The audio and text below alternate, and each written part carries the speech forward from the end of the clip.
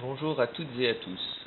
Cette vidéo a pour but de vous aider à mieux appréhender les exercices sur la dynamique. Avant d'entrer dans le vif du sujet, je vous propose de lister les différentes forces pouvant intervenir dans les problèmes. Pour rappel, leurs unités sont des newtons, écrit grand N. Et comme vous vous souvenez du principe fondamental de la dynamique donné par Newton qui dit que l'ensemble des forces est égal à ma, vous savez aussi que ces newtons sont égales en fait à des kilogrammes venant de la masse fois des mètres par seconde au carré provenant de l'accélération. Maintenant, passons aux différentes forces. Premièrement, la force d'attraction gravitationnelle est notée grand G. Celle-ci correspond à la masse fois l'accélération gravitationnelle qui vaut 9,81 mètres par seconde au carré vu que c'est une accélération. La masse est quant à elle exprimée en kilogrammes.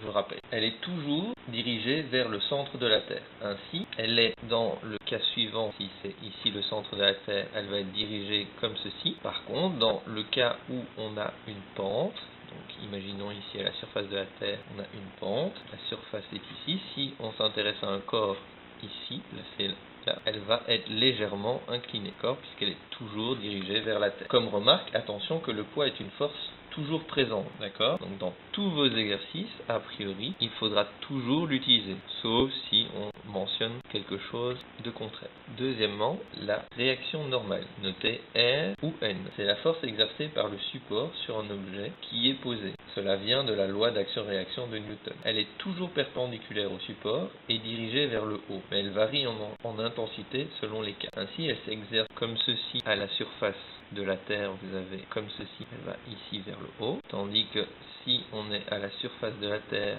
sur une pente, elle va s'exercer perpendiculairement à la surface, donc comme ceci. Donc vous voyez bien la différence avec la force d'attraction terrestre. Attention, cette force de réaction n'est présente que s'il existe un support. Ainsi, en chute libre, il n'y a pas de réaction normale. Troisièmement, la force de tension, notée grand T, est la force qui s'exerce au travers d'une corde, d'un câble, d'une ficelle ou tout autre élément linéaire relié au corps étudié. Elle est toujours tangentielle à la corde et orientée vers le milieu. Par exemple, elle va être comme ceci, dans le cas d'une caisse tirée à un long câble, ou alors, dans un autre cas, si on prend un objet suspendu à un plafond, on va avoir donc cette force de traction qui va vers le haut, comme ceci. Elle est évidemment variable, tout comme la force normale. Et on ne la verra que dans les cas où on a des éléments linéaires. Quatrièmement, la force motrice, notée Fm, est la force responsable de la mise en mouvement d'un corps.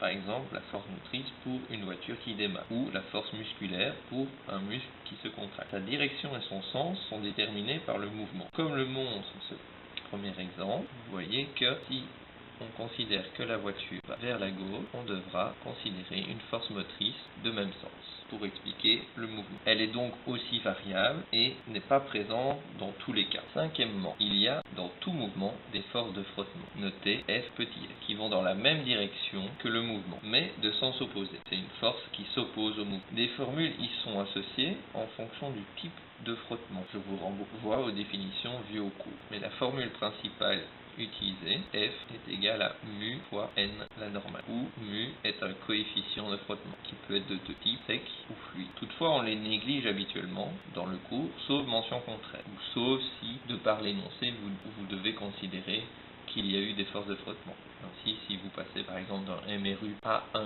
MRUD sans raison, cela provient sans doute de forces de frottement. Ainsi, il ne faut pas les utiliser à tout moment. Si on reprend l'exemple précédent, les forces de frottement iraient dans ce sens-ci. Cette force est donc aussi variable. Avant d'enchaîner sur des exercices, j'attire votre attention sur le fait que la force centripète, donc FCP ou FC, n'est pas une force supplémentaire. Il s'agit d'une force résultante, responsable de tout mouvement circulaire uniforme. Par exemple, lorsqu'on fait tourner un manège, les personnes assises sur les sièges subissent deux forces. La force d'attraction terrestre, rangée, et la tension due au câble qui maintient leur siège au carrousel. Si on fait la résultante, on obtient la force centripète. Nous verrons ça aux exercices.